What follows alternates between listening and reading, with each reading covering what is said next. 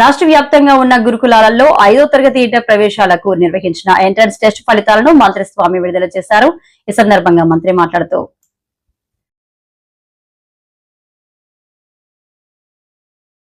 గురుకుల పాఠశాల 5వ తరగతి మరియు జూనియర్ ఇంటర్ అభ్యర్థికి సంబంధించి బ్రాక్ సెట్ ని 13/4/25న నిర్వహించడం జరిగింది. దీనికి 5వ తరగతిలో 39,281 మంది అప్లై చేసి 32,823 మంది పరీక్షకు హాజరయ్యారు. అందులో 15,020 సీట్లకి ఈ రోజున మనం రిజల్ట్ తీయడం జరిగింది. మనకి కాంపిటీషన్ 1:2.18 లెక్కన మనకి కాంపిటీషన్ ఉంది. అదేవిధంగా ఇంటర్మీడియట్ లో 13,680 సీట్లకు గాను 40,798 అప్లై చేసుకుని 32,733 మంది పరీక్షకు హాజరయ్యారు. ఇంటర్మీడియట్ మొదటి దీనికి కాంపిటీషన్ 1:2.39 రేషియోలో కాంపిటీషన్ ఉందండి. అంటే దీన్ని బట్టి గురుకుల పాఠశాలలో ప్రజల్లో ఒక నమ్మకం, విశ్వాసం ఉన్నాయి. ఇంతమంది పరీక్షకు హాజరైనప్పటికీ కూడా ఉన్న సీట్ల ప్రకారం మేము మనకు అవకాశాలు కల్పించే విధంగా ఉన్నాం. సీట్లు కూడా పూర్తి ఆన్లైన్ లో ట్రాన్స్పరెంట్ గా నింపాలనే లక్ష్యంతో ముందుకెళ్తున్నాం. ఇక్కడ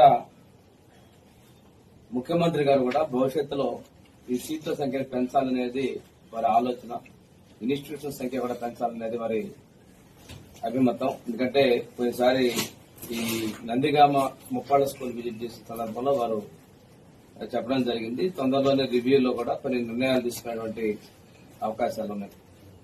ఈ సందర్భంగా ఏంటంటే మనం అవకాశాలు వచ్చినటువంటి ప్రతి ఒక్కళ్ళు కూడా తప్పనిసరిగా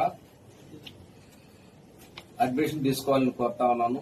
మీకేదైనా ఇబ్బందులు ఉంటే పాఠశాల మార్పులు కావచ్చు, మీ సిస్టర్స్ దాన్ని బ్రదర్స్ కానీ ఇంకో చోట్ల ఉన్నప్పుడు ఇలాంటివన్నీ కూడా ఆ స్కూల్లో జాయిన్ అయ్యి మీరు సబ్మిట్ చేసినట్లయితే వాటిని కోఆర్డినేట్ చేసి అవకాశాలు వీలైనంత వరకు పరిశీలన చేసే విధంగా చర్యలు తీసుకుంటాం.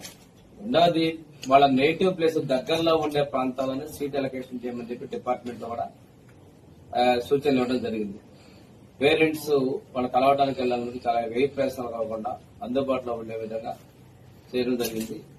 ఈసారి పూర్తి ట్రాన్స్పరెన్సీ గా ప్రతి లాస్ట్ సీట్ వరకు కూడా ఇక్కడ నుండే ఆన్లైన్ లోనే భర్తీ చేసేందుకు చర్యలు తీసుకుంటా ఉన్నాను. పిల్లలకు కూడా మనం ప్రభుత్వం వచ్చిన తర్వాత మెరుగైనటువంటి వసతులు కల్పించడానికి ప్రభుత్వం కృషి చేస్తా ఉంది. ఈరోజు స్కూల్ మెయింటెనెన్స్ సంబంధించి గతంలో నిలిపివేసినటువంటి సిస్టమ్ లో మెయింటెనెన్స్ బిల్స్ కూడా ఈ సంవత్సరం నుంచి మనం ఇచ్చే విధంగా చర్యలు తీసుకున్నాం. నాణ్యమైన బియ్యంతో భోజనాలు కల్పించేదానికి ప్రభుత్వం నిర్ణయం తీసుకుంది.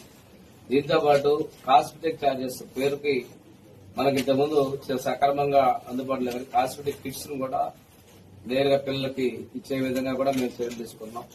100 స్కూల్స్ లో మెకనైజ్డ్ కిచెన్స్ కూడా మేము ఏర్పాటు చేస్తా ఉన్నాం. అంటే కిచెన్స్ లో లోపాలు సరిదిద్దే దానికోసం మిగిలినటువంటి 90 స్కూల్స్ కూడా వచ్చే విద్యా సంవత్సరం నుంచి మెకనైజ్డ్ కిచెన్స్ వెళ్లే విధంగా ఉన్నాం. శానిటేషన్ అదే వాటికి కూడాను మెకనైజ్డ్ శానిటేషన్స్ కి వెళ్ళడం జరిగింది. నిన్ననే వర్క్ షాప్ లో కూడా ప్రిన్సిపల్స్ కి డీసీఓ చెప్పాం.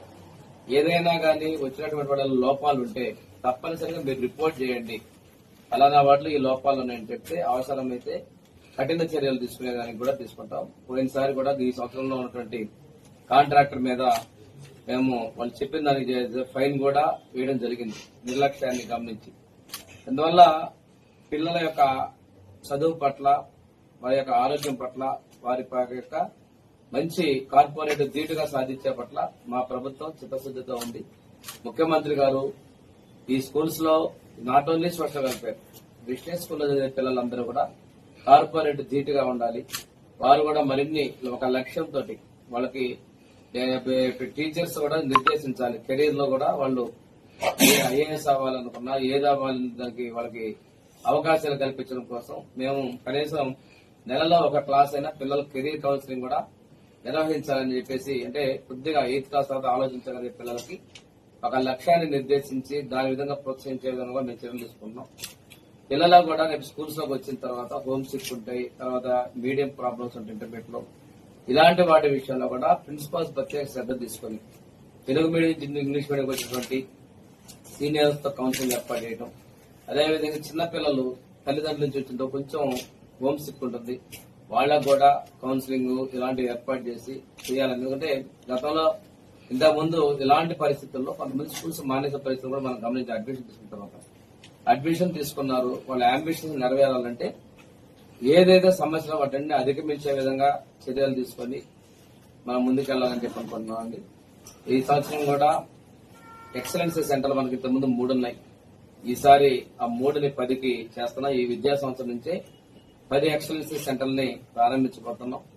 ఈసారి కొత్తగా హాస్టల్స్ పిల్లల్లో కూడా 10వ తరగతిలో మంచి మార్కులు వచ్చిన పిల్లల్ని, అదేవిధంగా జూనియర్ ఇంటర్లో మంచి మార్కులు వచ్చిన పిల్లల్ని కూడా మా గురుకుల పాఠశాలలోని ఎక్సలెన్స్ సెంటర్లోకి అడ్మిషన్స్ తీసుకుని వారికి మరిన్ని అవకాశాలు కల్పించే విధంగా చర్యలు తీసుకుంటారని కూడా ప్రభుత్వం సిద్ధంగా ఉందని తెలియజేస్తూ ఈ రోజు రిజల్ట్ ఓపెన్ చేసిన కార్యక్రమం ఇచ్చిన ధన్యవాదాలు తెలియజేస్తున్నాను.